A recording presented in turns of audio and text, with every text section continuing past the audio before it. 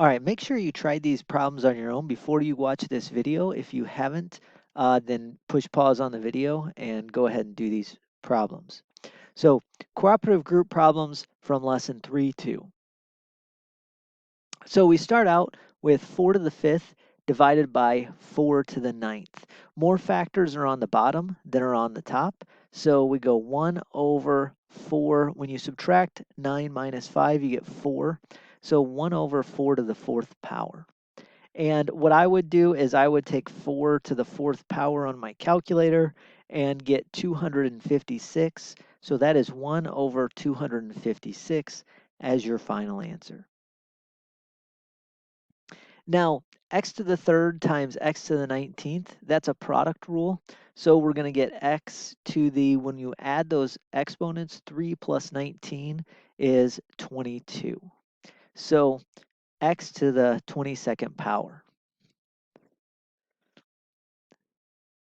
100x all to the 0th power. Notice that the 100 and the x are all inside the parentheses, so everything inside is being raised to the 0th power, so you end with 1. You end up with 1.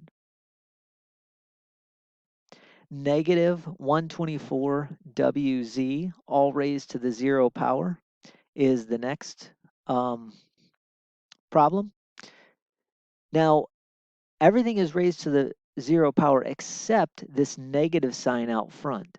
And therefore, inside the parentheses, all of this will be converted to a 1. We'll have a negative out front. So that'll end up with an answer which is negative 1. Number 5, we're going to raise everything to the 3rd power.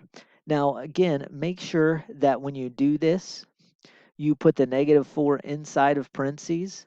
Although in this case, it won't be a huge deal. Negative 4 to the 3rd power, whether you put it inside or outside parentheses, turns out to be negative 64. But it is a big deal if those exponents are negative, or even numbers. X to the 4th, all to the 3rd. Power to a power rule says 4 times 3 is 12, so you're getting x to the 12th. Y to the 5th, all to the 3rd. Power to a power rule says 5 times 3 is 15, so y to the 15th. And again, negative 4 to the 3rd turns out to be negative 64. I'm just going to write negative 64, replace that. So negative 64, x to the 12th, y to the 15th.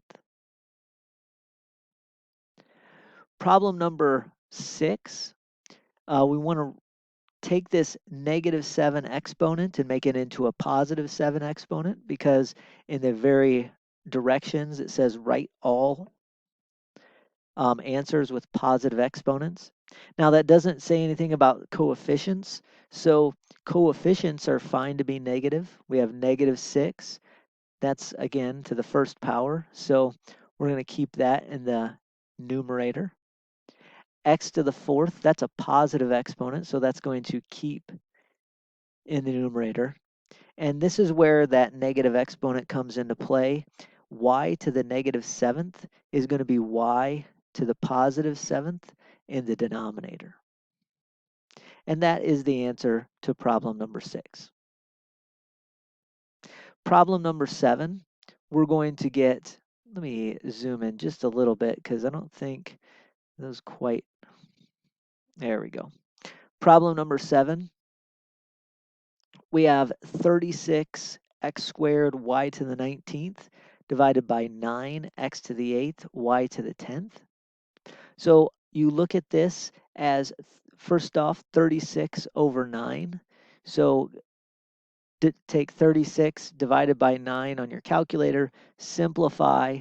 If you want to put that as an improper fraction, that's 4 or 4 over 1, however you'd like to say that.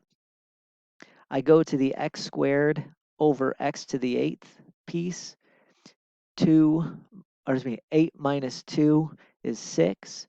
There are more factors in the denominator, so we're going to end up with 8 to the 6th power in our denominator. We're going to end up with y to the 9th power in our numerator for the same reason. There are more factors of y in the numerator, and specifically there are 9 more factors of y in the numerator. Again, I want to remind you this power to a power rule, this quotient rule with multiple components, this only works because everything is multiplied or everything is divided. All right, just like number 8 here, we have divisions and multiplications, but we don't have any pluses or minuses, and that's very important. So let's do number 8 here. 2 to the 4th power. You can type that in on your calculator, or you can do it by hand if you'd like to, but that's 16. 2 to the 4th power is 16. M raised to the 4th power is m to the 4th power. N to the 3rd raised to the 4th power, that's power to a power rule, that's n to the 12th. P to the 8th raised to the 4th power is p to the, well, when you take 4 times 8, you get 32. And so that's the answer for problem number 8. Again, we're not going to do problems numbers 9 and 10 because there's just so many different ways to do those. So there you go. That is the cooperative group problems for lesson 3-2.